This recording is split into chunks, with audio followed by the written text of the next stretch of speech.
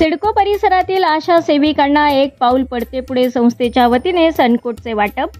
नाशिक महानगरपालिका आरोग्य विभागात एकूण 750 आशा सेविका ऊन वारा पाऊस याची पर्वा न करता महिलांच्या आरोग्यासाठी दारोदार जाऊन सेवा देतात।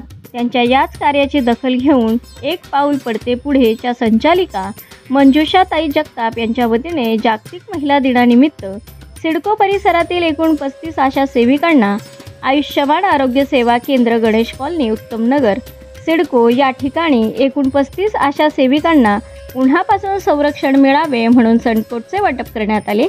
या प्रसंगी निवृत्तीदादा धात्रक, राजूभाऊ सातपुते यांच्यासह आरोग्य केंद्राचे डॉक्टर रुपाली आवारी, अधिपरिचारिका सोनाली खेरणार, अटेंडंट अनुराधा इंडाईत, कर्मचारी जयश्री बडगुजर, डॉक्टर कैलास गवळी, निलेश ढुबे, मनीषा मते, ज्योती शिंदे, पूनम सरोदे, सुनीता सोनार, सविता मेखे, विजेता जगताप, ताराबाई जगताप यांच्यासह सिडको परिसरातील आशा सेविका उपस्थित होत्या। सर्वात प्रथम सर्वांना जय महाराष्ट्र। माझी थोडक्यात मी ओळख करून देते। मी एक पाऊल पुढे सेवाभावी संस्थेची अध्यक्ष श्रीमती मंजुषा मितेश जगताप। माझी ही एक पाऊल पुढे सेवाभावी संस्था अनेक वर्षापासून समाज उपयोगी कार्यक्रम नाशिकमध्ये पार पाडत आहे। आज जागतिक महिला दिनाच्या सर्व माता भगिनींना मी गोड शुभेच्छा देत आहे। ह्या जागतिक महिला दिनाच्या निमित्ताने मी माझ्या आशा सेविका आहे त्यांना सनकोटचं वाटप ठेवलेलं आहे। तब्बल 30 ते 35 सनकोटचं इथे वाटप होत आहे आणि मी जास्त सेवा ह्या माझ्या भगिनींना देऊ शकली नाही, याच्याबद्दल मी माफी मागते। आता सगळ्यात महत्त्वाचा मुद्दा येतो की महिला दिनाच्या निमित्ताने मी आज काय माझं मत व्यक्त करते। सगळ्यात पहिला मुद्दा जो येत आहे तो की आता लग्नाचं प्रमाण हे महिलांचं आणि पुरुषांचं जास्त वयामध्ये लग्न होत आहे, त्याच्यामुळे सिझरियनचं प्रमाण वाढलेलं आहे। सिझरियन जर आज करायचं म्हटलं तर सर्वसामान्य कुटुंब तुम्ही घ्या किंवा श्रीमंत कुटुंब घ्या, यांना 1 ते 1.5 लाख रुपये खर्च येतोय। मग ही सिझरियनची जी व्यवस्था आहे ही महानगरपालिकेच्या दवाखान्यांमध्ये करण्यात यावी, आमच्याकडे अद्ययावत यंत्र नाही असं सांगून सिझरियन हे नगरपालिकेच्या दवाखान्यामध्ये टाळले जात आहे।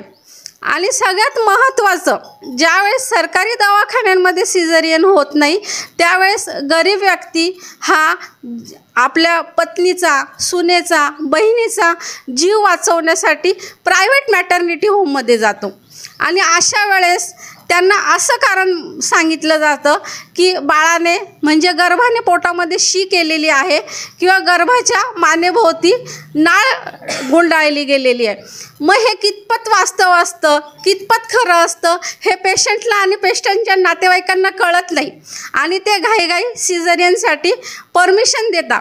तर अशा मॅटर्निटी होमचा आरोग्य विभागाने अहवाल मागावा आणि गरजेपेक्षा जास्त सिझरियन जिथे झालेले आहे त्याच्यावरती निर्बंध आणावे आणि कडक कारवाई करण्यात यावी। दुसरा विषय, आपण आनंदाने बोलतो बेटी बचाओ बेटी पढाओ। आज नाशिकची लोकसंख्या ही 20 लाखाच्या आसपास आहे, पण ह्या 20 लाख लोकसंख्येच्या तुलनेमध्ये महिलांचं प्रमाण किती आहे आणि पुरुषांचं प्रमाण किती आहे याची जनगणना करण्यात यावी। जर बेटी बचाओ बेटी पढाओ असं जर तुम्ही म्हणता तर खरोखर स्त्रियांचं प्रमाण, स्त्रियांची संख्या ही वाढलेली आहे का? आणि जर बेटी बचाओ बेटी पढाओ फक्त हे दवाखान्यांच्या बाहेर लिहिलं जातं आणि गर्भलिंग निदान हे पालक करतात आणि डॉक्टरसुद्धा पैसे खाऊन ह्या कळ्या गर्भामध्येच खुडत आहे, तर याच्यावरती दंडात्मक कारवाई तर व्हावीच आणि कारावाससुद्धा व्हावा। म्हणून बेटी बचाओ बेटी पढाओ असं नुसतं म्हणू नका, तर त्याच्यासाठी तुम्ही ठोस पावलं उचला। त्याच्यानंतर माझा तिसरा विषय येतोय तो महत्त्वाचा आहे। रेल्वेमध्ये महिलांसाठी आरक्षित डबा असतो किंवा नाही? हो किंवा नाही? तर आपल्या इथे जे ग्रामीण भाग आहे, नाशिक शहर आहे, इथे महिलांसाठी बससुद्धा एक आरक्षित बस द्यावी, जसं रेल्वेमध्ये आहे तसा बससुद्धा द्यावी। त्याच्यानंतर आता कुंभमेळा येतोय, हा माझा विषय तुम्ही बघा, तर आपल्या गंगा घाटावरती वस्त्रांतर कक्ष जे आहेत ते अत्याधुनिक पाहिजे, सुरक्षित पाहिजे. कुंभमेळा काय इतर वेळेला सुद्धा महिला तिथे गंगा घाटावरती जात असतात तिथे स्नानासाठी, तर तिथे वस्त्रांतर कक्ष उभारण्यात यावं, मी हे हात जोडून सांगते.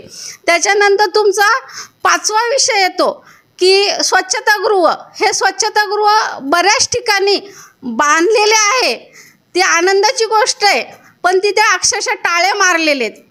त्याच्यानंतर जे स्वच्छतागृह आहेत तिथे पाण्याची व्यवस्था नाही, इतकी भयानक दुर्गंधी येते की ते स्वच्छतागृहामध्ये न जाता ते आपलं जे आहे राईट टू पीनुसार महिला काय करतात, जाण्याचं टाळूनच देतात. नको बाबा तिथे इतकी घाण आहे, युरिन इन्फेक्शन होईल तिथे जर आपण गेलो लघुशंकेसाठी. तर त्याच्यामुळे हे स्वच्छतागृहसुद्धा अत्याधुनिक असावे, परंतु तिथे पाण्याची व्यवस्था आणि ते सुरक्षित असावे. माझे असे बरेचसे मुद्दे जर आपण आज महिला दिनाच्या निमित्ताने जर ते सांगायला गेलो तर ते कमी पडतील, पण मी बरेचसे हे महत्त्वाचे मुद्दे इथे सांगितलेले आहे. धन्यवाद. जय हिंद, जय महाराष्ट्र.